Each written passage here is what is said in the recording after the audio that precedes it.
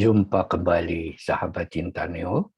Saya Dr. Tobis, neonatologis di Pusat Kesehatan Ibu dan Anak RSAB Harapan Kita Jakarta. Saat ini saya ingin melanjutkan sesi Q&A resusitasi neonatus pada pertanyaan berikutnya. Pertanyaannya, apa prinsip utama dalam melaksanakan resusitasi bayi baru lahir? Prinsip utama dalam resusitasi neonatus adalah mengerti dan mahir melaksanakan alur resusitasi neonatal. Pencerminan dari mengerti dan mahir adalah kita melaksanakan secara rukun atau taat alur resusitasi neonatal. Taat melaksanakan alur secara berurutan menurut langkah T, A, B, C, D. Taat melaksanakan alur menurut waktu yang telah ditentukan, taat melaksanakan antisipasi kondisi yang teridentifikasi secara tepat, adekuat, dan efektif.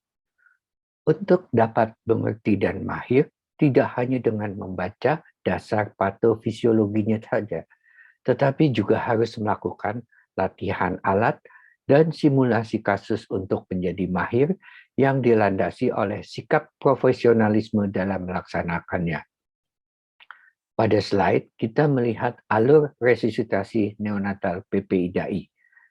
Pada alur, garis besar ditunjukkan adanya kondisi atau morbiditas yang teridentifikasi yang merupakan akibat dari antisipasi atau langkah sebelumnya. Mari kita cermati setiap langkah dari alur resusitasi IDAI berikut. Bayi lahir. Identifikasi morbiditas yang ada. Bugarkah? Yaitu bayi menangis dan bergerak aktif. Tidak bugarkah? Atau memiliki keadaan khusus, di antaranya prematur. Antisipasi yang dilakukan adalah T dalam urutan T, A, B, C, D. Temperature, airway, breathing, circulation, and drug. T, temperatur, yaitu menjaga neonatus agar tetap stabil seperti di dalam rahim atau intrauteri.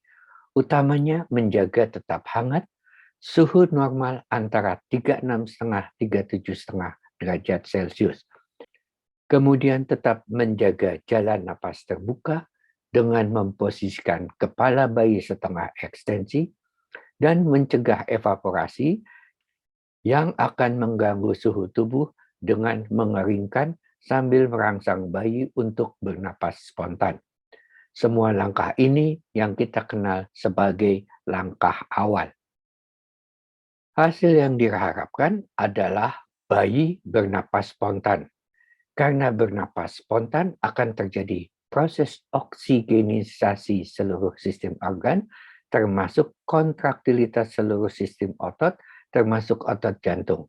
Secara keseluruhan, bayi bugar karena bernapas dan bergerak aktif. Apakah hasilnya bayi tidak bernapas spontan dan lunglai atau tidak bugar? Maka harus ditetapkan kondisinya.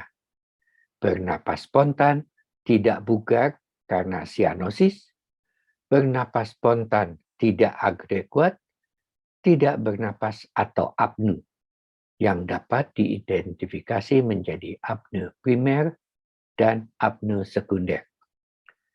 Antisipasi yang harus dilakukan adalah A. Airway. Bebaskan jalan nafas dengan memposisikan serta menghisap orofaring apabila diperlukan.